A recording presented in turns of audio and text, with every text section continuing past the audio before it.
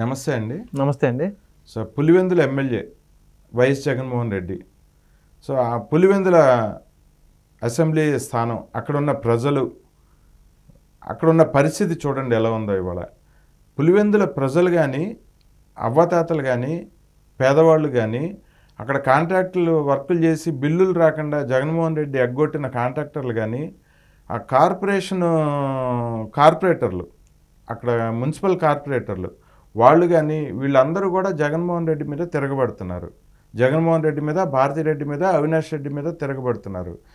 ఈ వాళ్ళ బిల్స్ గురించి కానీ, పింఛన్ల పంపిణీ కార్యక్రమం గురించి కానీ, వీటన్నిటి గురించి జగన్మోహన్ రెడ్డి అసలు బయటికి రావట్లేదనే విషయంలో కూడా ప్రజలంతా. కానీ వీళ్ళ సమాధానం, ఈ భారతిరెడ్డి, జగన్మోహన్ రెడ్డి, అవినాష్ రెడ్డి చెప్పిన సమాధానం, వాళ్ళకి ఇచ్చిన సమాధానం వాళ్ళకి రుచించట్లేదు. వీళ్ళు అంటే తప్పించుకునే వర్షంలో వీళ్ళు సమాధానం పరుస్తున్నారు వాళ్ళని. సో అక్కడ పరిస్థితులన్నీ చాలా దారుణంగా ఉన్నాయి. పులివెందుల్లో ప్రజలు తలపట్టుకున్నారు, ప్రజలు కాంట్రాక్టర్లు తలపట్టుకుంటున్నారు. వాళ్ళని చూసి భారతిరెడ్డి, జగన్మోహన్ రెడ్డి, అవినాష్ రెడ్డి కూడా తలపట్టుకుంటున్నారు. ఏంటి అసలు అక్కడ జరుగుతుంది? ఏంటి తతంగం? పులివెందుల తతంగం ఏంటి? ఒక్కటండి, ఇక్కడ మొదటగా చెప్పుకోవాల్సింది ఏంటంటే, తెలుగుదేశం పార్టీ కూటమి రాష్ట్ర వ్యాప్తంగా జన సునామీ ఒక ప్రభంజనం సృష్టించింది. అయితే ఈ ప్రభంజనంలో పులివెందుల ఎమ్మెల్యేగా జగన్మోహన్ రెడ్డి గారు, మాజీ ముఖ్యమంత్రి, పులివెందుల శాసనసభ్యులుగా గెలవడం జరిగింది. అయితే ఇక్కడ ఒక్కటి గుర్తుంచుకోవాలి, శాసనసభ్యులుగా గెలిపించుకున్న పులివెందుల ప్రజలు ఈరోజు వాళ్ళ మధ్య ఉండాల్సినటువంటి జగన్మోహన్ రెడ్డి గారు ఈరోజు వాళ్ళ మధ్య లేరు అని చెప్పేసి పూర్తిగా ఆయన మీద వ్యతిరేకత వాదన చూపిస్తున్న వాదనలు అయితే వినిపిస్తూ ఉన్నాయి. తప్పించుకు తిరుగుతున్నారు వాళ్ళు. మేము గెలిపించుకున్న అన్న వాదనలు కూడా వినిపిస్తున్న పరిస్థితి ఈరోజు. అక్కడ ప్రజలు ఆయనకు ఎదురు తిరగలేదంటారు. ఈరోజు ఎంతోమంది రాష్ట్ర వ్యాప్తంగా ప్రజలు కూడా చూడడం జరిగింది. ఈరోజు ఎక్కడన్నా కూడా ఓడిపోతే ఇంకా పరామర్శగా ప్రజలు ఇంకా ప్రజల్లో ఉంటారు ఎక్కడైనా కూడా నాయకులు, మీరు గమనిస్తే. అటువంటిది జగన్మోహన్ రెడ్డి గారు ఆయన సొంత నియోజకవర్గంలో కూడా ఈరోజు లేని పరిస్థితి.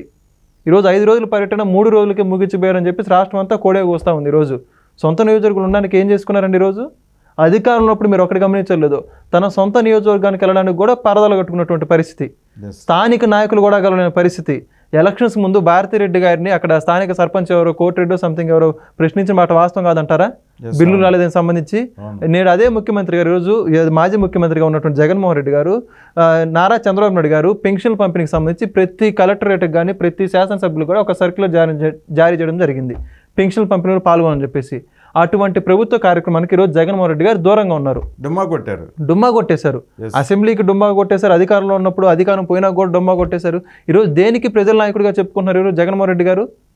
రాష్ట్ర వ్యాప్తంగా అంత భారీ ప్రపంచంతో గెలిచినా కూడా పులివెందుల ప్రజలు మాకేదో చేస్తారని చెప్పేసి జగన్మోహన్ రెడ్డి గారిని గెలిపించుకున్నారే.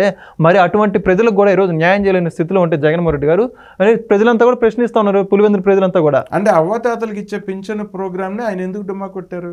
ఒకటండి, అవ్వాతాతలకు ఇచ్చే పెన్షన్ ప్రోగ్రామ్ అని కాదు కానండి చెప్పుకుంటే, మీరు అధికారంలో ఉన్నప్పుడు ఎన్నిసార్లు జగన్మోహన్ రెడ్డి గారు పులివెందుల్లో పర్యటించారు?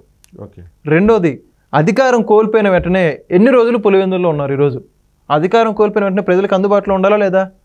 అధికారులు వీళ్ళెవరు కూడా ఉండరు కదా ఇప్పుడు ఆయనకి. ప్రభుత్వం వాళ్ళందరూ కూడా అనుకున్నారు గాయపడ్డ పులిలో ఆయన తిరగబడతారు, మళ్ళీ ప్రజల్లోకి వస్తారు అనుకున్నారు. కానీ ఈయన ఏదో కొత్త పాస్టర్ అవతారం ఎత్తేసి తిరుగుతున్నారని చెప్పి కూడా అంటున్నారు. అదేనండి, అది కూడా ఎక్కడ బెంగళూరులో ఉన్నారు. ఇప్పుడు చూస్తే యలహంక ప్యాలెస్కి వెళ్ళడం జరిగింది. ఈరోజు పులివెందుల ప్రజల మధ్య ఉండొచ్చు కదా.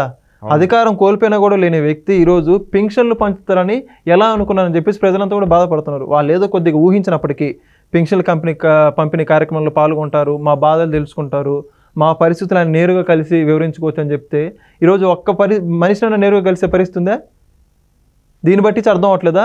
ఇప్పుడు ఏదైతే పులివెందుల పర్యటనకి వెళ్ళారో అక్కడ ప్రధానంగా చర్చించుకోవాల్సిన విషయాలు కాంట్రాక్టర్లు అండి. అక్కడ ఎవరైతే చాలా భారీ మొత్తంలో పెట్టుబడులు పెట్టేసి ప్రభుత్వ పనులు జరిపించారు, అక్కడ స్థానికంగా ఉన్నటువంటి వ్యక్తులు వాళ్ళందరూ కూడా ఈరోజు తిరగబడే పరిస్థితి వచ్చింది.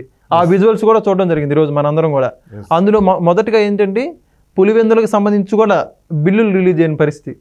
సొంత నియోజకవర్గంలో కాంట్రాక్టర్లు అయ్యా ఇది మా పరిస్థితిని మొరబెట్టుకుంటుంటే రాష్ట్ర వ్యాప్తంగా కాంట్రాక్టర్లు ఇంకా పరిస్థితి చెప్పే పని లేదు. గడిచిన 5 సంవత్సరాలు ఈరోజు వాళ్ళ అదనగ్గన ప్రదర్శన చేయడం జరిగింది ప్రభుత్వ అధికారులు ఉన్నప్పుడు కూడా. ఈరోజు ఇంటికి వెళ్ళినా కూడా వాళ్ళకి ఏం సమాధానం చెప్పుకోవాలో తలెత్తుకునే పరిస్థితి అండి. ఈరోజు జగన్మోహన్ రెడ్డి గారు కానీ భారతిరెడ్డి గారు కానీ అందరికీ భారతిరెడ్డి గారు, అవినాష్ రెడ్డి గారిని కూడా కలిసారండి. వాళ్ళందరూ కూడా వాళ్ళ బిల్లుల విషయం ఏంటంటే అండి, ఒకటి కొన్ని లక్షల రూపాయలు వడ్డీలు తీసుకొచ్చుకు మరి పనులు చేయించిన పరిస్థితి. ఇది సొంత నాయకులు, వాళ్ళందరూ కూడా బయట వ్యక్తులు కాదండి, పులివెందుల సొంత నాయకులు. 1800 కోట్ల రూపాయలు ఓన్లీ పులివెందుల నియోజకవర్గానికి సంబంధించి. అటువంటిది వాళ్ళకే బిల్లులు చెల్లించలేదంటే ఈరోజు వాళ్ళు ఎటు చెప్పుకోవాలో తెలియక ఈరోజు భారతిరెడ్డి గారిని అదేవిధంగా అవినాష్ రెడ్డి గారిని కలవడం జరిగింది. వాళ్ళ పరిస్థితులు గోడు వెళ్ళబోసుకుంటే ఏదో నచ్చ చెప్పి వెళ్ళిపోయిన పరిస్థితి. రోజు ఏం చెప్తారండి, కోర్టుకి వెళ్దాం అని చెప్పేసి, కోర్టుకి వెళ్దాం జగన్ సార్ చూసుకుంటారులే మీకు మొత్తం చెప్పి చెప్పడం జరిగింది. ఇదే వ్యక్తులు ఆ కాంట్రాక్టులు ఏమంటున్నారంటే గడిచిన విధంలో ఏదైతే తెలుగుదేశం పార్టీకి కూడా బిల్లు చెల్లించలేదు 2019 ముందు, ఆ కాంట్రాక్టర్లు కూడా కోర్టుకి వెళ్ళినప్పటికీ కూడా వాళ్ళ సమస్య పరిష్కరించలేదు. ఈరోజు జగన్మోహన్ రెడ్డి గారు అధికారంలోకి వచ్చిన తర్వాత ఆ కాంట్రాక్టర్లని పట్టించుకున్న పాపం పోలేదు. నేడు అదే పరిస్థితి మనకు ఎదురవ్వదని నమ్మకం ఏంటి, మాకు మీరు ఎలా తీరుస్తారని చెప్పేసి ఒక చిన్న హామీ ఇవ్వడం చెప్పేసి వాళ్ళు బతిలాడుకున్న పరిస్థితి. అయినా దానికి ఒకటే క్వశ్చన్, వాళ్ళంతా ఎంతసేపు చెప్పేది ఒకటేనండి, చేద్దాం చూద్దాం ఏదో చేద్దాం అని చెప్పి చెబుతున్నారు. వీళ్ళు మాత్రం ఈరోజు ఆ మాటలు నమ్మే పరిస్థితుల్లో లేరు. ఎందుకంటే జరిగే పరిణామాలు ఆ విధంగా ముందుకు పోతూ ఉన్నాయి. దాన్ని దృష్టిలో ఉంచుకొని అనవసరంగా గెలిపించుకున్నామే అన్న ఒక బాధపడుతూ వాళ్ళు వీడియోలు కూడా రిలీజ్ చేయడం జరిగింది. ఈరోజు వాళ్ళు చదువుతున్న మాటలు ఇవన్నీ కూడా ఊహాగానాలు అయితే కాదండి. ఈరోజు అదే వ్యక్తులు అనవసరంగా గెలిపించుకున్నారు. తెలుగుదేశం పార్టీలోకి పోయినా గెలిపించుకున్నా సరిపోయేది, లేదా తెలుగుదేశం పార్టీలోకి ఏమన్నా వాళ్ళు అవకాశం ఇస్తే తెలుగుదేశం పార్టీ డోర్లు తెరిస్తే ఈరోజు తెలుగుదేశం పార్టీ కూటమిలోకి జాయిన్ అవుదామని చెప్పేసి ఆలోచనలు ఉన్నారు పులివెందుల సొంత నియోజకవర్గం ప్రజలు. ఇదంతా కూడా గమనించుకుంటే ఎన్నికలకు ముందు భారతిరెడ్డి గారు ఇంటింటికి తిరిగి ప్రచారం కూడా చేశారు. మొన్న ఎలక్షన్లోనూ చేశారు, అంతకుముందు ఎలక్షన్లోనూ కూడా చేశారు. మరి ఈరోజు భారతిరెడ్డి కానీ జగన్మోహన్ రెడ్డి కానీ పేదలకి పింఛన్లు ఇస్తుంటే పాల్గొనకపోవటం ఏంటి? పేదలంటే వాళ్ళకి చులకనా? ఒక్కటి కార్యక్రమంలో వాళ్ళు ఎందుకు పాల్గొనలేదు? ఈ పెన్షన్ల కార్యక్రమం కన్నా ముందు కూడా 2019లో ఏదైతే ఎన్నికల ప్రచార హామీల్లో భాగంగా భారతిరెడ్డి గారు ఏం చెప్పారండి, అమ్మఒడికి సంబంధించి మీ కుటుంబంలో ఎంతమంది సభ్యులు ఉంటే, పిల్లలు ఉంటే, చదువుకునే విద్యార్థులు ఉంటే 10వ తరగతి వరకు వాళ్ళందరికీ కూడా మనిషికి 15,000 రూపాయలు చొప్పున అందజేయడం జరుగుతుందని చెప్పేసి హామీ ఇవ్వడం జరిగింది. ఆ మాట ప్రజలంతా చూశారు. దాన్ని దృష్టిలో ఉంచుకునే ప్రజలంతా కూడా అప్పుడు ముఖ్యమంత్రి ఆయన గెలిపించుకోవడం జరిగింది. బట్ అధికారంలోకి వచ్చి ఏం జరిగిందండి, ఈరోజు ఎన్ని నిబంధనలు పెట్టారండి? 15,000 ఇస్తామని చెప్పేసి 2,000 కోత పెట్టి 13,000 రూపాయలు, అందులో ఒక సంవత్సరం కూడా ఎగ్గొట్టిన పరిస్థితి. అది కూడా ఇంటి ఒక్కరికి ప్రధానంగా ఎగరగొట్టారు. అది కూడా ఒక్క మనిషిగా ఇచ్చారు. చాలా మంది కూడా ఎగరగొట్టిన పరిస్థితి. రోజు ఒక సంవత్సరం అమ్మఒడే లేదండి. ఒక సంవత్సరం మొత్తం పూర్తిగా ఎగొట్టిన పరిస్థితి.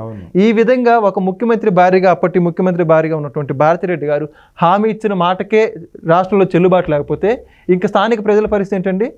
ఆ రోజు జగన్మోహన్ రెడ్డి గారు కానీ భారతిరెడ్డి గారు వీళ్ళందరూ డిస్కస్ చేసుకుని ఉంటారు కదా, ఈ యొక్క ఏదైతే మేనిఫెస్టోకి సంబంధించి ఉందో వాళ్ళంతా కూడా డిస్కస్ చేసుకునేది మేనిఫెస్టోలో పెట్టేది.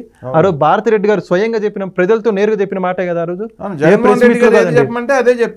ఏదైనా వాళ్ళు ఏదైనా పార్టీకి సంబంధించినటువంటి వ్యవహారాలు ప్రచారంలో పాల్గొబోయే ముందు వాళ్ళకంటూ కొన్ని విషయాలు డిస్కస్ చేసుకుని ఉంటారు కదండి.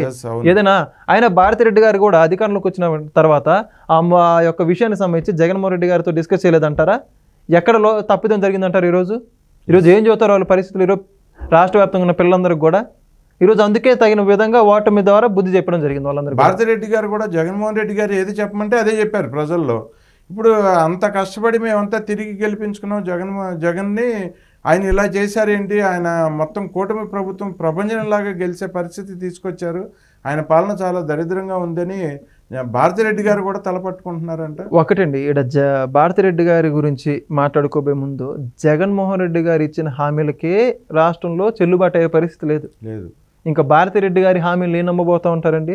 2019లో చూశారు, 2024లో అదే ఎన్నికల వాగ్దానాలకు సంబంధించి అదే జనాల ముందుకు వచ్చినప్పుడు కూడా నేరుగా స్థానిక నాయకులే ప్రశ్నించారంటే అంటే ఆవిడ మాట మీద ఎంతవరకు నమ్ముకుందని చెప్పేసి స్థానిక ప్రజలు అర్థం చేసుకున్నారు. ఈరోజు సొంత నాయకులకే సమాధానం చెప్పట్లేదు. వాటికి సంబంధించి ఏదైతే బిల్లులు ఉన్నాయో కాంట్రాక్టులకు సంబంధించి కానీ ఇంకా స్థానిక నాయకులు ఏం నమ్ముతారు, స్థానిక ప్రజలే నమ్ముతారు. జగన్మోహన్ రెడ్డి గారు ఇచ్చిన హామీలు ఈరోజు ఎక్కడ ఉన్నాయండి? ఈరోజు కనుమరుగైపోలేదా? సిపిఎస్ రద్దు కానీ, పోలవరం గురించి కానీ, ఉద్యోగుల జీతాల గురించి కానీ ప్రతి ఒక్కటి కూడా ముఖ్యమంత్రిగా పనిచేసిన వ్యక్తి మాటలే నమ్మకపోతే ముఖ్యమంత్రి గారి సతీమణైనటువంటి భారతిరెడ్డి గారి మాటలు జనం నమ్మే పరిస్థితి ఉందంటారా? జగన్మోహన్ రెడ్డి గారి విషయంలో భారతిరెడ్డి గారు కూడా చాలా అసంతృప్తిగా ఉన్నారని నిన్న సోషల్ మీడియాలో కానీ, టీవీ ఛానల్స్లో కానీ, డిబేట్స్లో కానీ, విజువల్స్లో కానీ చూసాం మనం. గన్నవరం ఎయిర్పోర్ట్లో జగన్మోహన్ రెడ్డి భారతిరెడ్డి గారు వచ్చినప్పుడు భారతిరెడ్డి గారు ఆవిడ ముందుకు వెళ్ళిపోయారు. జగన్ గారు వెనక వస్తున్నారు జగన్మోహన్ రెడ్డి గారు, కానీ ఆయన్ని పట్టించుకోకుండా భారతిరెడ్డి గారు గబగబా వెళ్ళిపోయి కారు ఎక్కేశారు. ఒకటి దీంట్లో గమనించుకోవాల్సింది ఏంటంటే జగన్మోహన్ రెడ్డి గారు ఆయన సతీమణి భారతిరెడ్డి గారు దాదాపు గడిచిన 5 సంవత్సరాలు అధికారంలో ఉన్నప్పుడు చాలా అన్యోన్యంగా ఉండడం జరిగిందండి. ఈరోజు వారిరువు కూడా మీడియాకి కనపడే పరిస్థితులు ఎక్కడ కూడా ఏదో ఆ ఎయిర్పోర్ట్కి వెళ్ళేటప్పుడు కనపడుతూ ఉన్నారు, మళ్ళీ ఎక్కడో ఫోటోలు ఏదైతే లీక్డ్ ఫొటోస్ ఏదైతే వస్తున్నాయో దాని ద్వారా కనపడుతున్నా తప్పితే ఈరోజు ఎక్కడా కూడా ప్రజలకు కనపడే పరిస్థితి లేదు ఈరోజు భార్యాభర్తలు ఇద్దరు కూడా. సో వాళ్ళకి సంబంధించి కూడా ప్రజలంతా కూడా కోరుకుంటాను, పులివెందుల ప్రజలు కానివ్వండి, రాష్ట్రంలో ఉన్నటువంటి వైసీపీ క్యాడర్ అంతా కూడా వాళ్ళకు ఒక భరోసా కల్పించాలని చెప్పేసి మొరపెట్టుకుంటూ ఉన్నారు. దీనికి సంబంధించి వాళ్ళు ఏదో చర్చించుకొని నిర్ణయం తీసుకుంటారని చెప్పేసి కాలయాపన చేస్తున్న పరిస్థితి. ఇప్పటికీ ఎన్నికలు అయిపోయి రిజల్ట్స్ అయిపోయి గవర్నమెంట్ వచ్చి ఇప్పటికి దాదాపు 20 రోజులు కావస్తున్నా కూడా ఇప్పటికీ ఒక స్పష్టమైన హామీ ఇవ్వలేదు ఎక్కడ కూడా, ఇరువురు కూడా వారికి సంబంధించి.